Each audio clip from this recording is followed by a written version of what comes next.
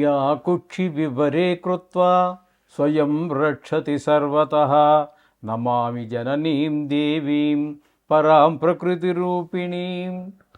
మాతృదేవో భవ పితృదేవో భవ. ఇప్పుడు మనము ఫిబ్రవరి నెల 16వ తారీఖు నుంచి 28వ తారీఖు వరకు 2026వ సంవత్సరం గోచార ఫలితాలు, పక్ష ఫలితాలు. మిథున రాశి వారికి ఫిబ్రవరి నెల 2026 సంవత్సరంలో 16వ తారీఖు నుండి 28వ తారీఖు వరకు గోచార ఫలితాలు ఏ విధంగా ఉన్నాయి అనేది మనం సశాస్త్రీయంగా తెలుసుకునేటువంటి ప్రయత్నం చేద్దాము. ఇక్కడ మిథున రాశి వారికి జన్మంలోనే గురువు యొక్క సంచారం జరుగుతున్నది. అయితే ఇది వక్రగతిలో ఉన్నది. దీని గురించి మనం ఇందులో చాలాసార్లు చెప్పుకోవడం జరిగింది. మిగతా గ్రహాలు వక్రగతిలో ఉన్నప్పుడు ఇచ్చేటటువంటి ఫలితాలు వేరుగా ఉంటాయి. గురువు గురించి కొంచెం కాంట్రవర్సీ, అంటే మనకి ఈ శాస్త్రాన్ని అందించిన వారి మధ్యనే విభిన్న అభిప్రాయాలు ఉన్నాయి.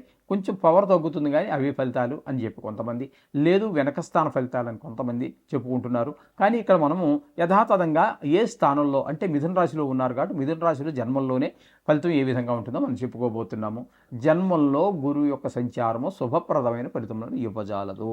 అక్కడ మనకి కొంచెం దుష్ట ఆలోచనలు రావటం, దుష్ట ప్రవర్తన వైపు ఇదివరకు ఏమైనా మనకు అలవాటు ఉన్నా అటువైపు ఎక్కువ లాగేటటువంటి ప్రయత్నం ఆ గురు భగవానుడు చేస్తూ ఉంటాడనమాట. కానీ మనం కంట్రోల్లో పెట్టుకున్నట్టయితే సరిపోతుంది. గురువు గారిని ప్రార్థించుకుని ఆ విధంగా సరిపోతుంది. ఇక తృతీయ స్థానంలో కేతుగ్రహ సంచారం వల్ల మనకి చాలా శుభప్రదమైన ఫలితాలన్నీ కూడా కేతు ఇవ్వబోతూ ఉన్నారు.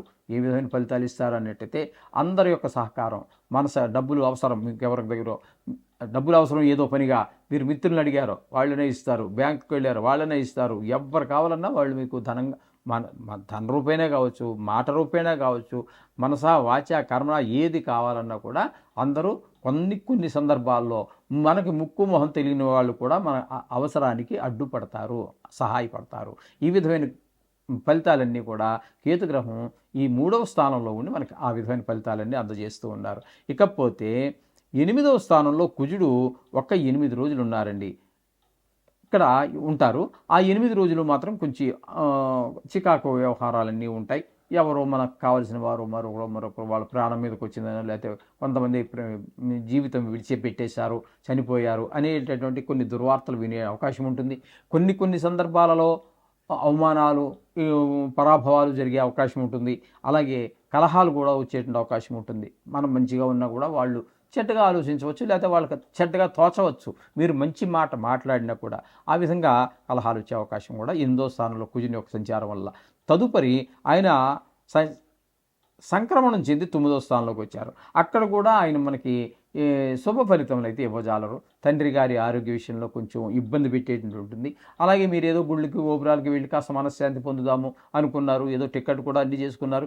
ఏమి చేసినప్పటికీ కూడా మీరు ఆ గుళ్ళకి వెళ్ళి భగవంతుడి యొక్క దర్శనం చేసుకోవడానికి కూడా ఆటంకాలు కలిగిస్తూ ఉన్నారు. అంటే కుజుడు పూర్తిగా ఈ 13 రోజులు మీకు ప్రతికూలురే. ఈ విషయాన్ని గమనించుకోవాలి. అలాగే ఈ 10వ స్థానంలో భాగ్యస్థానంలో రవి యొక్క సంచారం 13 రోజులు జరుగుతుంది. ఆయన కూడా అనుకూలమైన ఫలితములు ఇవ్వజాలడు. శుక్రుడు ఈ 13 రోజులు అలాగే మనకి ఇక్కడ భాగ్యస్థానంలో సంచారం చేస్తూ ఉన్నారు. ఇక్కడ భాగ్యస్థానంలో సంచారం చేసేటటువంటి రోజుల్లో మాత్రం శుక్రుడు మంచి ఫలితాలన్నీ ఇస్తూ ఉన్నారు. అలాగే మీ తండ్రి గారి ఆరోగ్యం బాగుండటం, గుళ్ళు గోపురాలు తిరగలగటం, అలాగే పిల్లల ప్రవర్తన కూడా బాగుండటం, భావాద్భావం తీసుకుంటే మనకు 9 భాగ్యస్థానమే వస్తూ ఉంటుంది. కాబట్టి అక్కడ శుక్రుడు యొక్క అనుకూలత వలన పిల్లలు చదువులో రాణించటం, వారికి ఏదైనా సంగీతంలో కానీ సాహిత్యంలో కానీ డ్రాయింగ్ ఇట్లా లలిత కళల్లో దేనిలోనైనా ప్రవేశం ఉన్నట్టయితే వారు అందులో కొంచెం రాణించడం, ఇవన్నీ కూడా మనకి కొంత ఊరటనిస్తాయి, సంతోషాన్ని కలిగిస్తూ ఉంటాయి. ఇక బుధుని కనుక మనం తీసుకున్నట్టయితే ఆయన కూడా 9వ స్థానంలో బుధుడు యోగించజాలరు. కాబట్టి ఆయన ఇక్కడ చేసేటటువంటి పని ఏంటంటే, అలాగే తండ్రి గారి ఆరోగ్యం బాగుపోవటం, ఏదో గుళ్ళి గోపురి దేవుడు దర్శనం చేసుకుని దేవుని మొక్కుకొని కాస్త మనశ్శాంతి పొందుదాము అనుకుంటే దానికి అట్లా ఆయన కూడా కొంచెం ఇబ్బంది కలిగించేటట్టు దర్శనం అవ్వదు. అలాగే గుళ్ళు గోపురాలకు వెళ్ళడం టైంకి కలిసి రాకపోవచ్చు, లేకపోతే ఆ టైంకి ఇంతకంటే ముఖ్యమైనటువంటి పని ఏదో వచ్చి మీద పడడం, ఇట్లాంటి చికాకుల వల్ల ఒక దర్శనం చేసుకోలేనటువంటి పరిస్థితి. అలాగే రాహు కూడా ఇక్కడ మనకి మొత్తంగా 5 గ్రహాలు మనకు 9వ స్థానంలో ఉన్నాయి. ఇందులో మనకి యోగించేటటువంటి ఏకైక గ్రహం ఏదైనా ఉందంటే ఒక్క శుక్ర గ్రహం ఒకటే. మిగతా 4 గ్రహాలు కూడా మనకి ఇక్కడ ఈ 9వ స్థానంలో ఉన్నటువంటి యోగించటం లేదు. అలాగే రాహు వల్ల కూడా ఇవే ఫలితాలన్నీ ఇస్తూ ఉన్నారు. ఇకపోతే దశమ స్థానంలో శని సంచారం వృత్తిపరమైనటువంటి అనేక ఆటంకాన్ని కలగజేస్తూ ఉంటారు. అంటే ప్రభుత్వ ఉద్యోగం కావచ్చు, ప్రైవేట్ ఉద్యోగం కావచ్చు, వ్యాపారం కావచ్చు, ప్రతి మనిషి ఏదో ఒక వృత్తి చేస్తూనే ఉంటారు కదండి. ఆ వృత్తిలో వ్యవసాయం కావచ్చు, ఏదైనా సరే అక్కడ ఆ వృత్తిలో కొన్ని ఒక్కొక్క వృత్తిలో ఒక్కొక్క రకమైనటువంటి ఇబ్బందులు ఉంటాయి. ఆ ఇబ్బందులు తప్పకుండా కలగజేస్తూ ఉంటారు.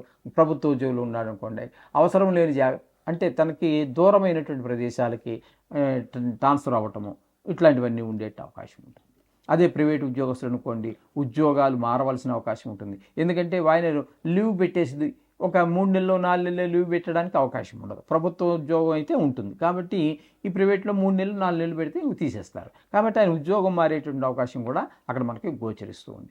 ఈ విధమైన ఫలితాలన్నీ కూడా ఇక్కడ మనకి స్పష్టంగా గోచరిస్తున్నాయి మిథున రాశి వారికి. వీరికి అనుకూలంగా ఉన్నటువంటి గ్రహం ఏది అంటే ఒక్క కేతు గ్రహము, శుక్ర గ్రహము, 2 గ్రహాలు అనుకూలత ఉన్నదండి. మిగతా ఏ గ్రహము కూడా అనుకూలత లేదు. కాబట్టి ఈ కొంత పాక్షికంగా ఉన్నప్పటికీ కూడా మొత్తం మీద 2 గ్రహాల యొక్క అనుకూలత అయితే బాగుందండి. మిగతా గ్రహాల యొక్క అనుకూలత ఆశించదగిన రీతిలో లేదు. కాబట్టి మిగతా గ్రహాలు ప్రతికూలంగా ఉన్నా మీరేమీ కంగారు పడద్దండి. ఇది కేవలం 13 రోజులు మాత్రమే, అది కూడా గోచారం మాత్రమే. కాబట్టి మీరు ఏమీ కంగారు పడక్కర్లేదు. ఈ 13 రోజులు మీరు శుభ్రంగా నవగ్రహాలు ఎలాగా చదువుకుంటున్నారు కదా, మనం 2.5 సంవత్సరాలుగా నేను ఏకధాటిగా చెబుతూనే ఉన్నాను, నవగ్రహాలు చదువుకోండి అయ్యా, 2 నిమిషాలు సరిపోతుంది, అది మిమ్మల్ని కాపాడుతూ ఉంటుంది.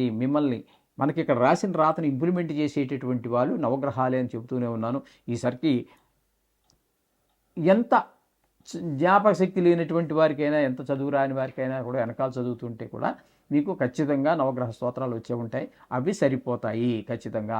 అవి 13 రోజులే కాబట్టి ఆ తర్వాత అంతా మళ్ళీ వచ్చే వారంలో ఎలా ఉంటుంది గ్రహచారం అనేది తర్వాత చూద్దాం. ఇప్పటి వరకు ఇది చేసుకోండి, ఈ నవగ్రహాలు చేసుకోవటం ద్వారా కొంతవరకు మనం లబ్ధి పొందేటటువంటి శుభ పరిణామాలు వచ్చేటువంటి అవకాశం ఉంది. శుభం పోయా. మీరు ఆ గుళ్ళకి వెళ్ళి భగవంతుడి యొక్క దర్శనం చేసుకోవడానికి కూడా ఆటంకాలు కలిగిస్తూ ఉన్నారు. అంటే కుజుడు పూర్తిగా ఈ 13 రోజులు మీకు ప్రతికూలురే.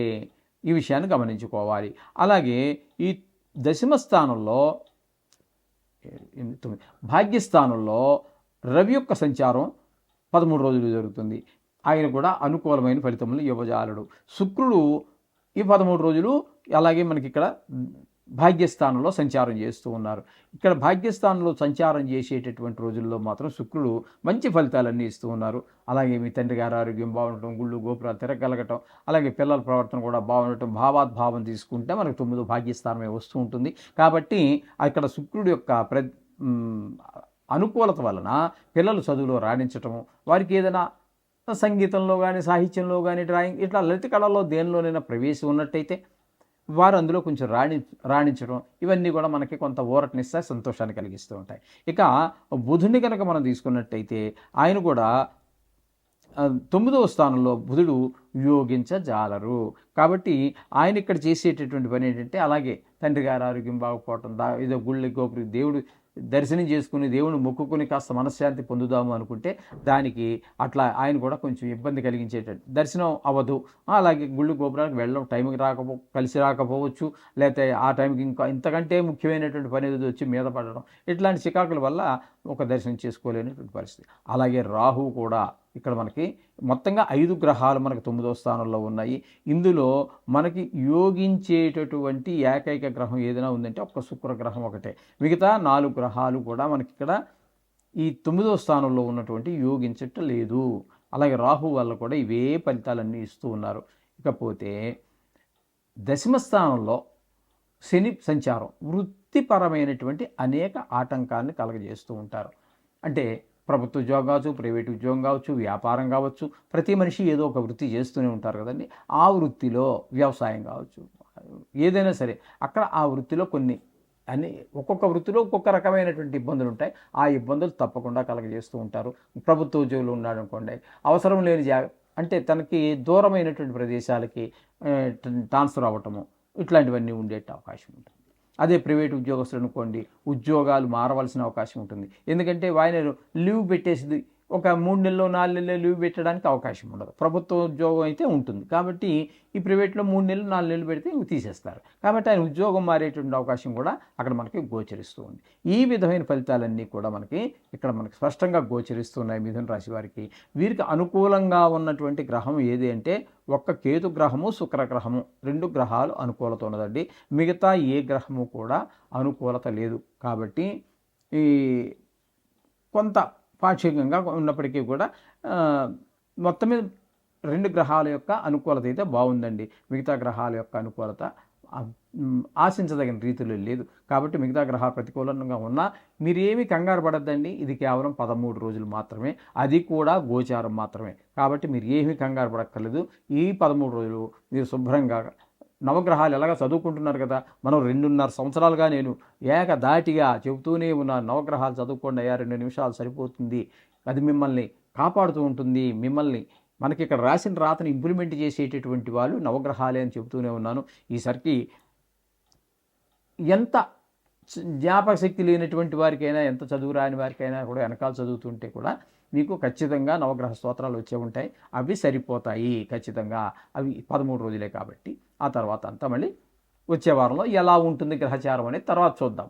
ఇప్పటి వరకు ఇది చేసుకోండి, ఈ నవగ్రహాలు చేసుకోవటం ద్వారా కొంతవరకు మనం లబ్ధి పొందేటటువంటి శుభ పరిణామాలు వచ్చేటువంటి అవకాశం ఉంది. శుభం భూయా.